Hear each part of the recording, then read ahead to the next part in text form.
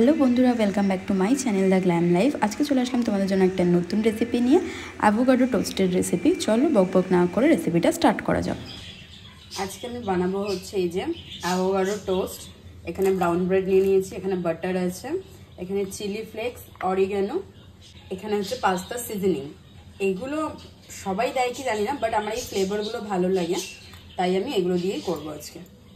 প্রথমে তাওয়াটা ভালো করে গরম করে নিলাম, আর তার মধ্যে দিয়ে দিলাম হচ্ছে কিছুটা বাটার। বাটারটা মেল্ট হয়ে যাওয়া পর্যন্ত ওয়েট করব।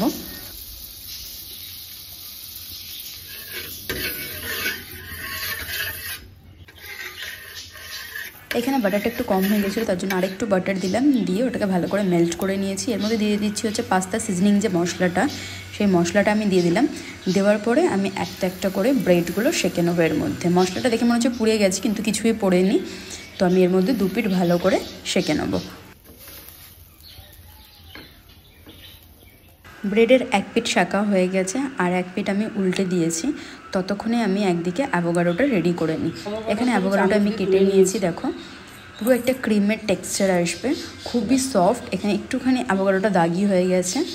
অ্যাভোকাডোটা আমি বাটির মধ্যে ভালো করে বের করে নিলাম।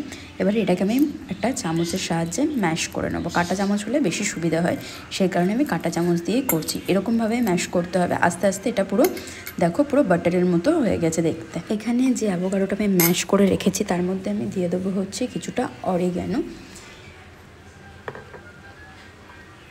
অরিগ্যানোটা দেওয়া হয়ে গেছে। অরিগ্যানোর পরে আমি দিয়ে দেবো হচ্ছে কিছুটা চিলি ফ্লেক্স। আমি ঝালটা একটু বেশি খাই, তাই চিলি ফ্লেক্সটা একটু বেশি দিয়েছি। তারপরে দেবো হচ্ছে পাস্তা সিজনিং। এগুলো তিনটে একসাথে আমি দিয়ে দিলাম। যারা খেতে ভালোবাসো তারা দিতে পারো, এটা ছাড়াও তোমরা করতে পারো। এবারে আমি সব কিছুর মধ্যে দিয়ে দেবো হচ্ছে টেস্ট অনুযায়ী একটুখানি নুন, আর তার মধ্যে দিয়ে দেবো হচ্ছে পাতিলেবুর রস। অনেকে এখানে অয়েলও ইউজ করে, বাট আমি অয়েল ইউজ করব না, যেহেতু আমি এমনিতেই ব্রেডের মধ্যে বাটার ইউজ করেছি, তাই আমি এখানে আর অয়েল ইউজ করব না। এবার আমি অ্যাভোকাডো ম্যাশটার মধ্যে সব কিছু যেহেতু দিয়ে দিয়েছি, ভালো করে এবার এটাকে মিক্স করে নেব, যেহেতু এখন আমি এটাকে ব্রেডের মধ্যে লাগাবো। এখানে আমি ব্রেড তো ভালো করে সেঁকে এক সাইড করে রেখে দিয়ে দিয়েছিলাম, ক্রাঞ্চি ক্রাঞ্চি হয়েছে ব্রেডগুলো। এবারে তার মধ্যে আমি বাটার যেভাবে লাগাই সেইভাবেই অ্যাভোকাডো পেস্টটা আমি প্রত্যেকটা ব্রেডের মধ্যে চামচ করে দিয়ে ভালো করে লাগিয়ে নেব। যেভাবে লাগাচ্ছি সেইভাবেই, যাতে প্রত্যেকটা ব্রেডের মধ্যে ভালোভাবে অ্যাভোকাডোটা কোট হয়, মানে যেই দিকটাতে আমি লাগাচ্ছি ফ্লেভারটা যাতে ভালোভাবে পাওয়া যায় সেই কারণে।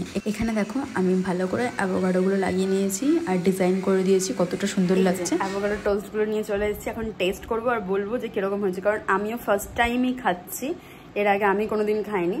আর মা এটা খেয়েছিল দোকানে, তো মা আমাকে ফোন করে বললো কি তোর জন্য অ্যাভোকাডো নিয়ে আসবো।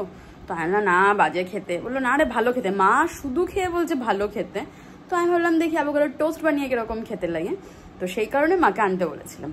তো চলো টেস্ট করে দেখা যাক। ডিজাইনটা দেখো, ডিজাইনটা কত সুন্দর এসছে।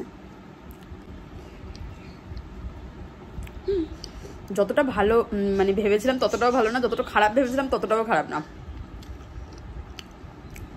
সেকেন্ড বাইটটা নেওয়ার পর টেস্টটা যেন আরও বেশি ভালো লাগছিল। ভালো খেতে, যেহেতু এর মধ্যে আমি এই মশলাপাতিগুলো দিয়েছি, তার জন্য টেস্টটা আরও এনহ্যান্স করছে। আর খাবার জিনিস এরকম, যদি মুখে না ভালো লাগে খেতে ইচ্ছা করে না, মানে টেস্ট যদি না ভালো হয় খেতে ইচ্ছা করে না। আজকের মতো ভিডিও এখানেই শেষ করছি, দেখা হবে নেক্সট ভিডিওতে। তোমরা কিন্তু এভাবে অ্যাভোকাডো টোস্ট ট্রাই করে দেখতে পারো, খেতে কিন্তু ভালোই লাগবে। তোমরা কিন্তু কমেন্ট সেকশনে জানাতে ভুলো না যে আজকের ভিডিওটা তোমাদের কীরকম লাগলো। তো বাই।